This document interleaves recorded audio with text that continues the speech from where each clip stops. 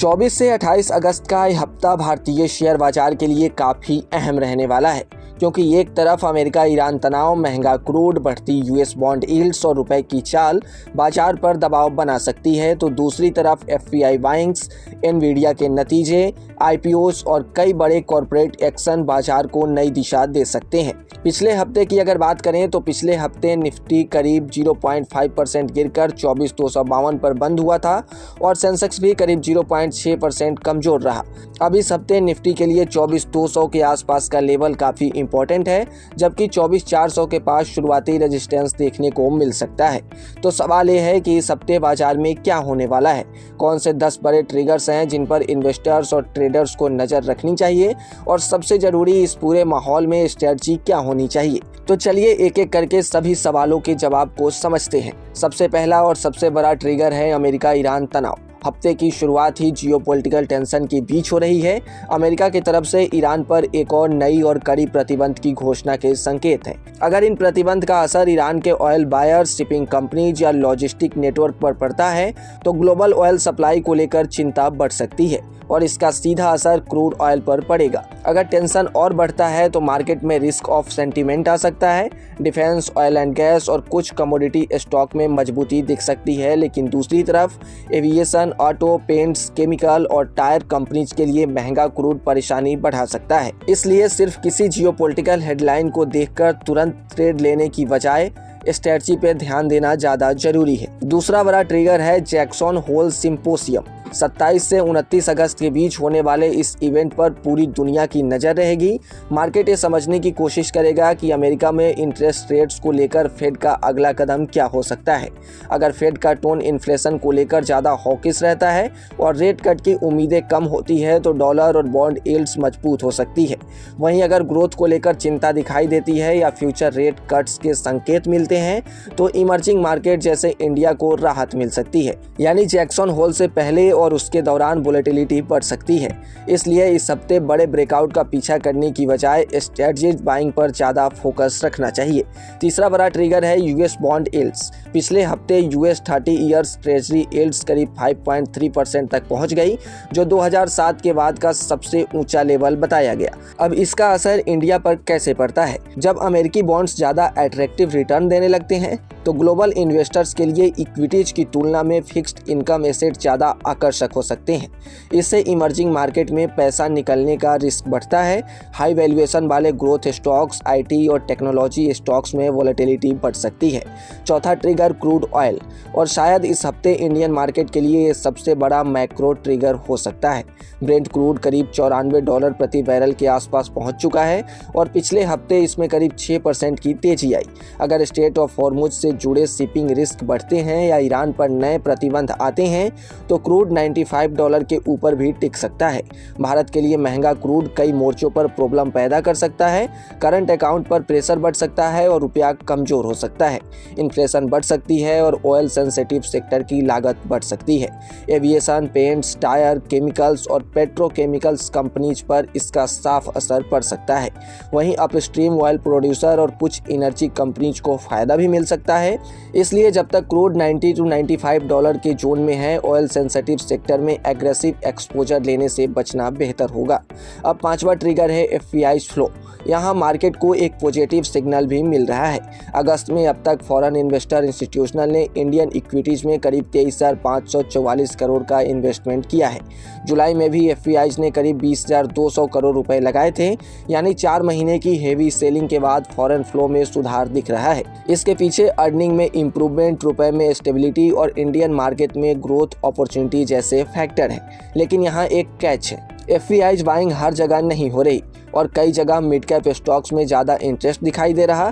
इसलिए सिर्फ यह देखकर कि एफपीआई खरीद रहे हैं किसी स्टॉक को खरीद लेना सही स्ट्रेटजी नहीं होगी। अर्निंग्स, डेब्ट, वैल्यूएशन और कैश फ्लो भी जरूर देखना होगा। छठा ट्रिगर है रुपया। 21 अगस्त को रुपया डॉलर के मुकाबले 3 पैसे मजबूत होकर 95.71 पर बंद हुआ, लेकिन जियोपॉलिटिकल टेंशन के बीच गेंस सीमित रहे। अगर क्रूड महंगा होता है और डॉलर मजबूत होता है तो रुपए पर फिर से प्रेशर आ सकता है। इसका असर इंपोर्ट डिपेंडेंट कंपनीज पर पड़ेगा। वहीं आईटी सर्विसेज, फार्मा और एक्सपोर्ट ओरिएंटेड कंपनीज को कमजोर रुपए का कुछ फायदा भी मिल सकता है। इसलिए इस हफ्ते dollar index, US bond yields, crude और एफपीआई, इन 4 चीज़ों पर नजर रखना बेहद जरूरी है। 7वां ट्रिगर है एनवीडिया के रिजल्ट्स। 26 अगस्त को एनवीडिया अपने दूसरी तिमाही के नतीजे जारी करेगा। अब एनवीडिया सिर्फ एक कंपनी नहीं रह गई है, एक ग्लोबल एआई और डेटा सेंटर स्पेंडिंग का बड़ा प्रॉक्सी बन चुकी है। इसलिए मार्केट सिर्फ रेवेन्यू और प्रॉफिट नहीं देखेगा। एआई चिप की डिमांड कैसी है, डेटा सेंटर स्पेंडिंग कितनी बढ़ रही है, ब्लैकवेल और नई चिप प्लेटफॉर्म्स की सेल कैसी है, मार्जिन्स कैसी है, चाइना रिस्ट्रिक्शन पर क्या असर पड़ा और सबसे जरूरी अगली क्वार्टर की गाइडेंस क्या है। अगर एनवीडिया के रिजल्ट्स और गाइडेंस मजबूत आते हैं तो ग्लोबल टेक्नोलॉजी स्टॉक्स के साथ इंडियन आईटी स्टॉक्स में भी सेंटीमेंट सुधर सकता है। लेकिन वैल्यूएशन ऊंची होने की वजह से अच्छे रिजल्ट के बावजूद प्रॉफिट बुकिंग से इनकार नहीं किया जा सकता। इसलिए एनवीडिया इवेंट के आसपास इंडियन आईटी में गैप अप या गैप डाउन रिएक्शन आ सकता है और लेवरेज पोजीशन में रिस्क काफी बढ़ सकता है। 8वां ट्रिगर है मैक्रो इकोनॉमिक डेटा। इस हफ्ते अमेरिका और भारत दोनों के कई इंपॉर्टेंट डेटा पॉइंट्स आएंगे। अमेरिका में GDP estimate, durable goods orders और कंज्यूमर कॉन्फिडेंस जैसे आंकड़े महत्वपूर्ण होंगे। वहीं भारत में इंडस्ट्रियल प्रोडक्शन, फॉरेक्स रिजर्व और बैंक क्रेडिट या डिपॉजिट ग्रोथ पर नजर रहेगी। अगर क्रेडिट ग्रोथ मजबूत रहती है तो बैंकिंग और फाइनेंशियल स्टॉक्स के लिए ये पॉजिटिव सिग्नल होगा, लेकिन डिपॉजिट और क्रेडिट ग्रोथ के बीच इम्बैलेंस बढ़ता है तो फंडिंग कॉस्ट को लेकर चिंता बढ़ सकती है। अब 9वां ट्रिगर है आईपीओ मार्केट। इस हफ्ते प्राइमरी मार्केट भी काफी एक्टिव रहेगा। Skyways Air Services, Sam Biotech, Pharma Lab और हाईटेक इंजीनियर्स जैसे आईपीओज मार्केट में हैं और कई एसएमई इशू भी देखने को मिल सकते हैं। इसके साथ कुछ कंपनियों की लिस्टिंग भी इस हफ्ते होने वाली है, लेकिन यहाँ इन्वेस्टर को एक बात याद रखनी चाहिए, आईपीओ में सिर्फ लिस्टिंग गेन देखकर पैसा नहीं लगाना है। सब्सक्रिप्शन, डेटा के साथ वैल्यूएशन, प्रमोटर्स बैकग्राउंड, डेप्ट बिजनेस मॉडल और ग्रे मार्केट प्रीमियम सबको अलग अलग समझना जरूरी है। खासकर एसएमई आईपीओ में लिक्विडिटी और वोलेटिलिटी का काफी रिस्क रहता है। और अब आते हैं 10वें और आखिरी ट्रिगर पर, कॉर्पोरेट एक्शन। इस हफ्ते करीब 67 कंपनियों में डिविडेंड, बोनस, स्टॉक स्प्लिट और राइट इशू जैसे कॉर्पोरेट एक्शन देखने को मिलेंगे। 24 अगस्त को जिलेट इंडिया, नाल्को, सेनको गोल्ड और एसजेवीएन जैसी कंपनियां डिविडेंड रिलेटेड एक्शन में हैं। टीडी पावर सिस्टम में स्टॉक स्प्लिट और मयंक कैटल फूड में बोनस इशू भी है। इसके बाद 25, 26, 27 और 28 अगस्त को भी कई कंपनियों में डिविडेंड, स्टॉक स्प्लिट और दूसरे कॉर्पोरेट एक्शन है। 28 अगस्त को तो कॉर्पोरेट एक्शन की लंबी लिस्ट है, जिसमें MCX, Emami Paper, Poly Medicure, Vardhman Textile, Whirlpool, Paras Defence और एनबीसीसी जैसी कंपनियां शामिल हैं। लेकिन यहाँ एक बहुत जरूरी बात है, सिर्फ डिविडेंड पाने के लिए एक स्टेट पर स्टॉक खरीदना हमेशा प्रॉफिटेबल नहीं होता, क्योंकि एक स्टेट पर शेयर प्राइस डिविडेंड अमाउंट के आसपास एडजस्ट हो सकता है। इसलिए रिकॉर्ड डेट, एलिजिबिलिटी और सेटलमेंट रूल्स को समझना जरूरी है। अब बात करते हैं इस पूरे हफ्ते की प्रैक्टिकल मार्केट स्ट्रेटजी की। निफ्टी का 24,200 लेवल काफ़ी इंपॉर्टेंट है। अगर इसके नीचे वीकनेस बढ़ती है तो 24,000 और फिर 23,750 के लेवल्स पर नज़र आ सकते हैं। वहीं 24,400 के ऊपर टिकाऊ ब्रेकआउट आता है तो 24,600 और 24,750 तक रिकवरी की गुंजाइश बन सकती है। इस हफ्ते वोलेटिलिटी ज़्यादा रह सकती है, इसलिए एक मुश्त पैसा लगाने की बजाय एसआईपी की तरह निवेश कर सकते हैं। हाई बेटा, मिड कैप और स्मॉल कैप स्टॉक्स में बिना स्टॉप लॉस के ट्रेडिंग बिल्कुल अवॉइड करें। एफआईआई फ्लो पॉजिटिव जरूर हैं, लेकिन वैल्यूएशन अभी भी कई हिस्सों में ऊंचे हैं।